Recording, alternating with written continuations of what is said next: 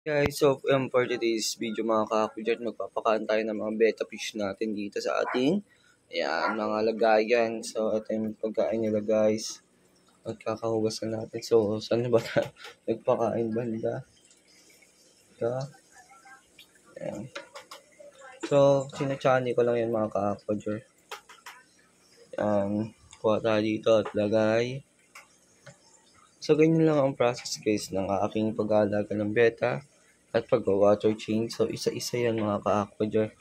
Medyo mahirap nga lang, pero napakasarap magpakain ng isda. Ayan, so dito na tayo. Ayan. Dagdagan natin yung nasa likod. So, dito naman sa mga AOC na beta natin guys, napakaganda naman yung tignan. At napakamura lang nating benta. Sok na sok lang sa mga budget ng mga bata at kahit sino mga breeder pa.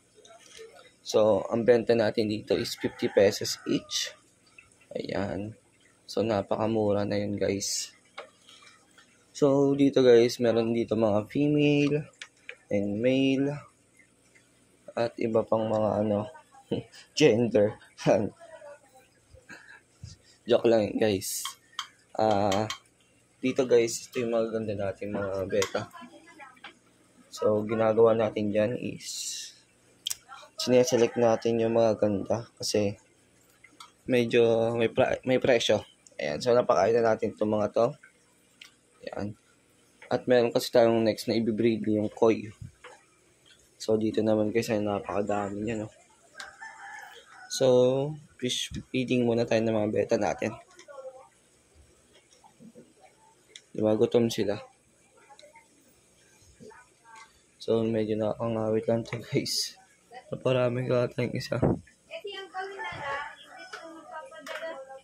Parami nga guys. Ayusin na lang natin siya later. Yan. So yun lang mga ka-aquajar, napakain na natin sila. At mamaya papakainin ko yung iba. So, yun lang, happy fish keeping guys. Peace out.